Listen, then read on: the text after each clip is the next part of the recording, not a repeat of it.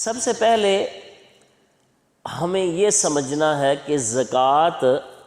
کون کون سے مال پر لازم ہے۔ سب سے مین مسئلہ زکوٰۃ کے باب میں یہ سمجھنا ہے کہ کون کون سا مال ہو، کس کس طرح کا مال آپ کے پاس ہوگا تو آپ پر زکوٰۃ فرض ہوگی۔ تو اس سلسلے میں سب سے پہلے سونا آپ کے پاس ہے، دوسرے نمبر پر چاندی آپ کے پاس ہے، تیسرے نمبر پر پیسے نقد کیش وہ آپ کے پاس ہیں، چوتھے نمبر پر کیش نہیں ہے پرائز بانڈز ہیں،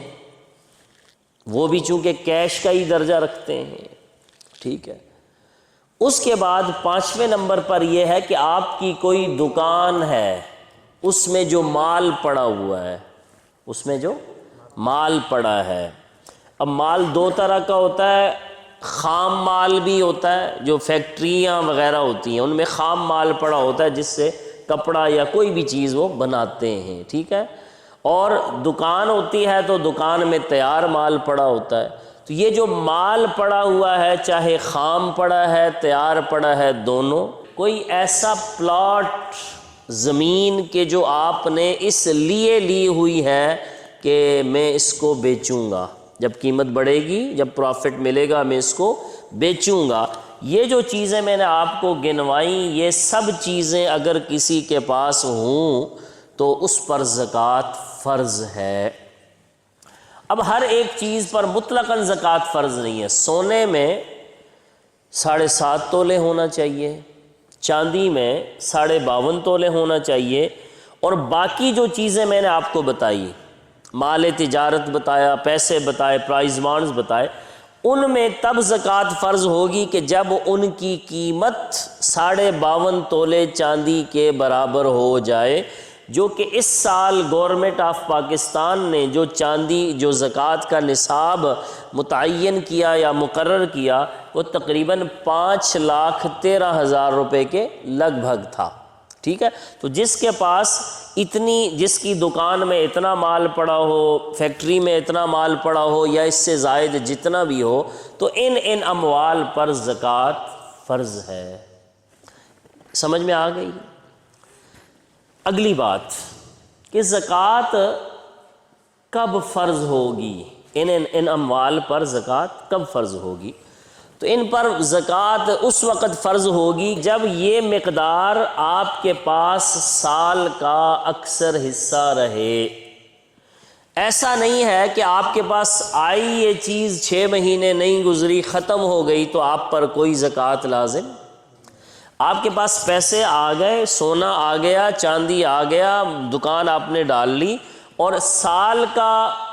ایک پورا سال گزر گیا، اور اکثر سال کے دوران آپ کے پاس وہ مال، وہ دکان میں وہ پیسے، وہ پرائز بانڈ جو بھی ہے وہ موجود رہا، تو آپ پر زکوٰۃ فرض ہوگی۔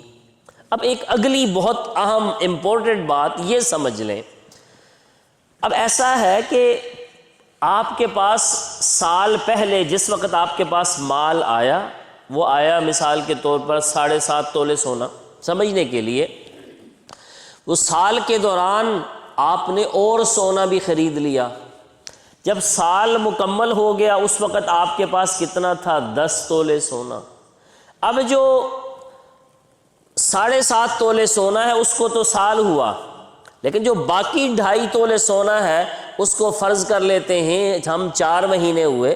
تو اب یہ ضروری نہیں ہے کہ سارے مال پر سال گزرے، جس مال سے زکوٰۃ فرض ہوتی ہے اس پر سال گزرنا ضروری ہے۔ اس کے بعد جتنا مال آپ کے پاس آتا جائے گا، چاہے وہ سال پورا ہونے سے 2 دن پہلے ہی کیوں نہ آئے، جب سال پورا ہوگا اس وقت آپ کل مال کو کیلکولیٹ کریں گے کہ بھئی اس وقت میرے پاس 10 تولے سونا ہے تو 110 کے 10 پر زکوٰۃ فرض ہوگی۔ اب پہلے آپ کی ایک دکان تھی، اس میں 6 لاکھ کا مال تھا، آپ کو اللہ نے برکت دی، ترقی ہو گئی، سال کے دوران آپ نے ایک دکان اور کھول لی، جب سال مکمل ہوا پتہ چلا آپ کی دکانوں میں تو 12 لاکھ روپے کا مال ہے، تو اب ایسا ہوگا کہ 12 لاکھ پر زکوٰۃ دیں گے، یہ نہیں ہوگا کہ صرف 6 لاکھ پر زکوٰۃ دیں گے کہ جی اس کو تو پورا سال ہوا ہے۔ پورے مال پر سال کا گزرنا ضروری نہیں، صرف نصاب پر سال کا گزرنا ضروری ہے۔